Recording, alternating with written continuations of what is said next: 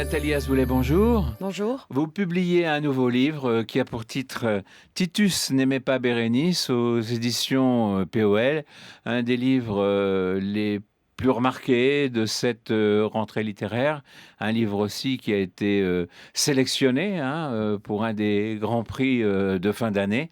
Et c'est un livre qui nous entraîne dans la connaissance ou une meilleure connaissance d'un auteur français du XVIIe, c'est-à-dire un des géants même de la littérature, qui est Jean Racine. Alors, une jeune femme prenant comme prétexte Racine et au cœur de son livre, c'est un peu rare, c'est relativement rare aujourd'hui. C'est tout à fait rare et c'est sans doute la raison pour laquelle ça se passe d'ailleurs. C'est-à-dire que cette jeune femme, la narratrice et le personnage qui ouvre ce roman, est en proie à un chagrin d'amour. Et c'est vrai que naturellement, elle aurait dû se tourner vers d'autres auteurs qui seraient des femmes de son siècle, de son époque, de son environnement, puisque beaucoup de femmes ont écrit sur l'amour et sur le chagrin d'amour. Eh bien non, en fait, ça ne se passe pas comme ça. Elle va chercher, je dirais, au plus loin, dans une espèce de grand écart absolu, un auteur qui, a priori, n'a rien à voir avec elle et qui, pourtant, quand même, a écrit sur l'amour et sur le chagrin de l'amour, notamment du point de vue des femmes. Pas seulement du point de vue des femmes, mais beaucoup du point de vue des femmes. Il faut dire effectivement que les tragédies de Racine que nous connaissons tous plus ou moins que nous avons rencontrées tout au long de nos études et que les jeunes continuent aujourd'hui évidemment de rencontrer, sont des tragédies qui vous marquent à tout jamais une fois qu'on les a lues ou une fois que quelqu'un en a lu un extrait pour vous. C'est tout à fait vrai. Et c'est vrai que dans l'environnement culturel qu'est le patrimoine français, Racine se distingue.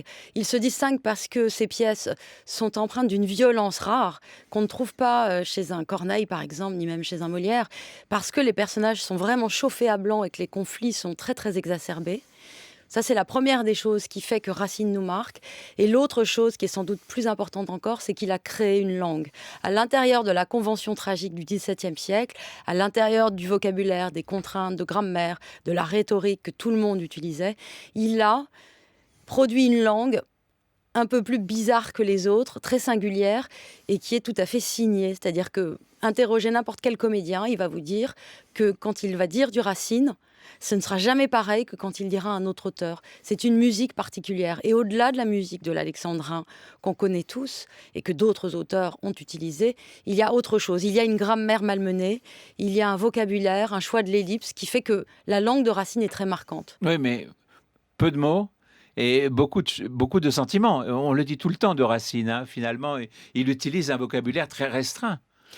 C'est un auteur qui est très économe et qui a été élevé par Port-Royal, c'est-à-dire par des gens qui pratiquaient et qui prônaient. Alors un mot sur Port-Royal pour ceux Port-Royal, qui... l'abbaye de Port-Royal, qui était le haut lieu du jansénisme français, qui se trouve dans les Yvelines, et qui a été en opposition très très violente avec le pouvoir de l'époque, donc Louis XIV. C'était des catholiques très rigoureux. C'était des intégristes catholiques qui ne croyaient pas à la vie dans le monde, qui ne croyaient pas aux passions humaines et qui les rejetaient et qui ne juraient que par la passion et l'amour de Dieu.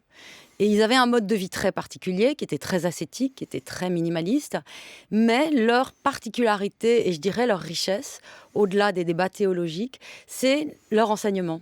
En fait, beaucoup de jeunes garçons de la bourgeoisie et de la noblesse française passaient par l'abbaye de Port-Royal parce qu'ils avaient des méthodes d'enseignement tout à fait singulières et novatrices. Par exemple, on étudiait évidemment les auteurs antiques comme partout ailleurs, et notamment chez les jésuites, mais on privilégiait le travail de la traduction. Pourquoi ? Parce qu'on privilégiait la lecture et l'écriture et la production de textes en français. Et ça, c'était tout à fait singulier. Et c'est vrai qu'il y avait un accès direct au texte et une pratique du texte qui était plus riche que partout ailleurs. Ce qui fait qu'on a affaire à un jeune Racine qui va sortir de là, un petit peu comme si il avait fait Normal Sup ou même voir un peu plus probablement, parce qu'il est particulièrement qualifié pour se saisir du français. Alors c'est pas simplement un lieu académique comme pourrait l'être une grande école, c'est aussi un lieu qui enseigne ce qu'il interdit. C'est-à-dire qu'on étudie les grands auteurs, notamment Virgile par exemple, mais Racine, quand il a envie de lire le livre 4 de l'Énéide, où Didon est abandonnée par Énée, où elle chante son désespoir amoureux, on le lui interdit. Ce qui fait qu'en fait, Port-Royal est une espèce de paradoxe vivant. On enseigne ce qu'on interdit et on enseigne la poésie, on enseigne l'amour du texte et en même temps on rejette toute fiction, on rejette toute poésie. Et si vous voulez, en fait, les élèves qui sont pris dans ce paradoxe et qui sont pris dans cette contradiction, certains, pas tous évidemment, après il faut un génie individuel, mais disons que ça donne un élan, un moteur qui est sans doute très rare et qu'une grande école ne donnerait pas. Sans le côté mystique, bien évidemment, parce que Alors ça, c'est autre chose. je pense pas qu'il y ait beaucoup d'élèves aujourd'hui qui sortent Bien de sûr. Normal Sup en étant dotés d'un certain mysticisme. Et on sait peu de choses, hein, finalement, sur Racine. On pourrait croire que le XVIIe siècle, c'était il y a 300 ans, qu'il y a un paquet de lettres et un paquet de gens qui ont écrit sur lui, sûrement, mais en même temps, de lui-même, il nous reste ces pièces, je dirais presque point final. Presque. Il y a un petit peu plus que ses pièces, mais c'est vrai qu'il a des séquences de vie très contrastées et qu'il a commencé dans la foi chrétienne et dans la piété et il a terminé dans la piété. Et entre les deux, il y a eu cet épisode de création théâtrale qui l'a entraîné loin de la piété et qui a été complètement gommé par ses descendants. On n'a pas voulu garder trace de cette période parce que, évidemment, c'était contraire à la foi, parce qu'il fréquentait des comédiennes, des cabarets, parce qu'il avait une vie, je dirais, un peu dissolue, comme n'importe quel créateur peut en avoir une. Si ce n'est que chez lui, ça a été très, très arrêté net et ensuite opposé à une séquence de vie tout à fait rangée, chrétienne et pieuse. Si bien qu'on a des lettres de Racine qui sont plutôt des lettres de la fin de sa vie, quelques correspondances avec ses enfants, avec Nicolas Boileau. Mais on a ces pièces et on a les préfaces de ces pièces qui sont quand même des documents intéressants. Alors, le titre de votre livre, c'est Titus n'aimait pas Bérénice.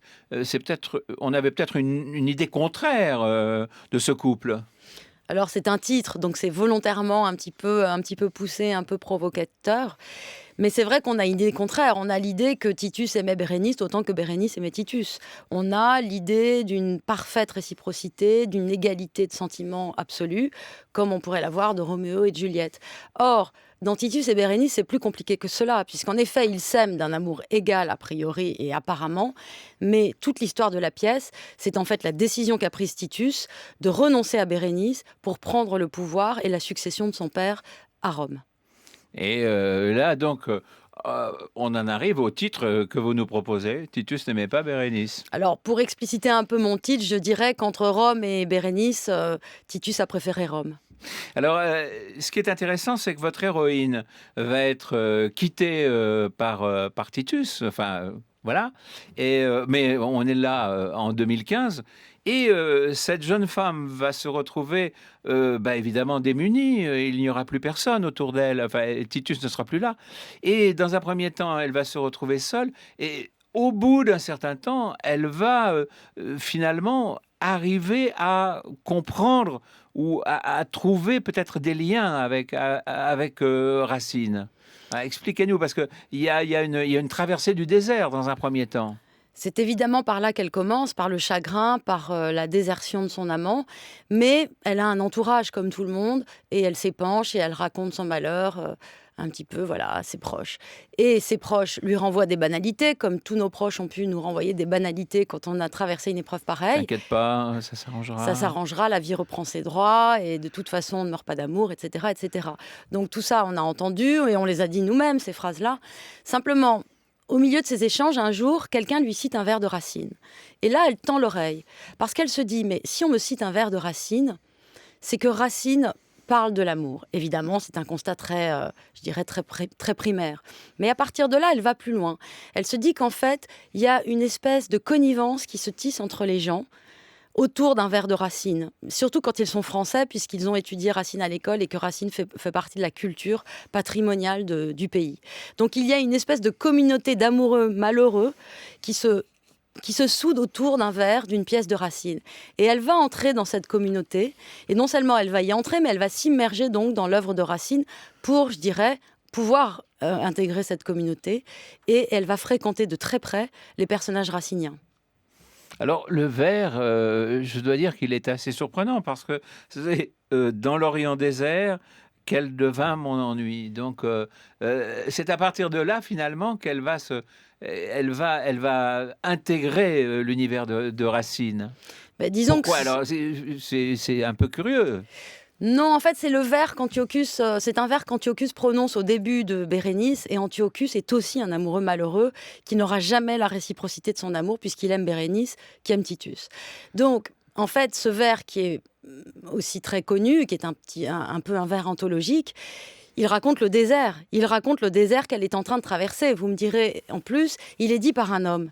Et en fait, je reviens à ce que je disais tout à l'heure, à savoir que c'est dans le grand écart qu'elle trouve finalement une consolation presque paradoxale, c'est-à-dire qu'elle aime le regard du masculin sur le chagrin du féminin. Et Antiochus est un homme, et Racine est un homme. Et elle ne se tourne pas vers des auteurs femmes, elle se tournera après vers les personnages féminins de Racine, mais elle aime cette espèce de rencontre du masculin et du féminin dans le chagrin d'amour. Par, Racine, elle se réconcilie avec la vie? Réconcilier, je ne sais pas, mais en tout cas, elle fait un trajet, elle fait un parcours qui est le parcours d'une compréhension. Et c'est vrai qu'à la fin de cette enquête qu'elle mène et qui l'a fait explorer l'univers et l'œuvre de Racine, disons qu'elle comprend que Titus ne l'aimait pas comme elle l'aimait. C'est un constat très simple. Elle aurait pu y penser avant. Mais c'est très compliqué psychologiquement d'arriver à accepter ce constat. Heu, Pourquoi avoir choisi le personnage, de Racine qui est quand même, au cœur de ce livre? Il y a évidemment votre héroïne, il y a Titus, il y a Bérénice et cetera, mais, pourquoi Racine? Est-ce que, Nathalie Azoulay, est-ce que vous deviez quelque chose à Racine? Est-ce que Racine vous a aidé dans votre vie? Il m'accompagne, je ne sais pas s'il m'a aidé, mais en tout cas, il m'accompagne, il m'intéresse et il m'intrigue depuis longtemps. Si bien que j'avais envie de me confronter d'un peu plus près à son œuvre et à son parcours pour essayer de comprendre d'où il a puisé cette connaissance de l'âme humaine et de la féminité, au point que, par exemple, Proust a dit de lui qu'il y avait une femme en Racine. C'est-à-dire qu'il avait une telle compréhension, il avait une telle empathie pour le malheur amoureux féminin en particulier, qu'on s'est demandé quand même, voilà, comment ça s'était passé pour qu'il arrive à une telle compréhension. Et en fait, ce qui m'intéresse dans Racine, c'est que c'est un auteur tiraillé, un auteur écartelé, entre Port-Royal d'un côté, auquel il est très attaché puisqu'il y a grandi et que ses maîtres ont été une sorte de famille pour lui, et ensuite Louis XIV, qu'il vénère, qu'il admire, qu'il adore, et auquel évidemment il va devoir beaucoup puisque Louis XIV va faire sa carrière. Et en fait, ces deux pôles sont complètement contradictoires et antagonistes. Donc finalement, l'écartèlement qu'il va vivre tout au long de sa vie va produire sans doute une souffrance chez lui, qui n'est dite nulle part, qui n'apparaît pas beaucoup, mais peut-être que c'est cette souffrance-là qu'on lit dans ses œuvres. Vous aimez à dire aussi que si vous avez choisi Racine, c'est pour réveiller le patrimoine. Qu'est-ce que ça veut dire? J'aime beaucoup remonter le temps et essayer de voir comment c'était quand c'était vivant. En fait, Racine, parmi d'autres, est une espèce de statue dans notre environnement culturel. C'est un marbre. C'est devenu voilà, une valeur absolument patrimoniale. Et en fait, je me dis, avant d'en arriver là, ça a été un enfant, ça a été un lecteur, ça a été un proche d'autres gens, ça a été un ami, ça a été un amoureux, etc. Vous me direz, c'est banal, mais j'avais envie de rendre la chair sous le marbre. Et ça peut être est-ce que c'était facile? Non, c'est pas facile, mais disons que le roman facilite les choses. C'est vrai que si j'avais voulu faire une biographie en bonne et due forme, j'aurais eu plus de mal. Mais là, j'ai une liberté totale. L'imaginaire est complètement ouvert.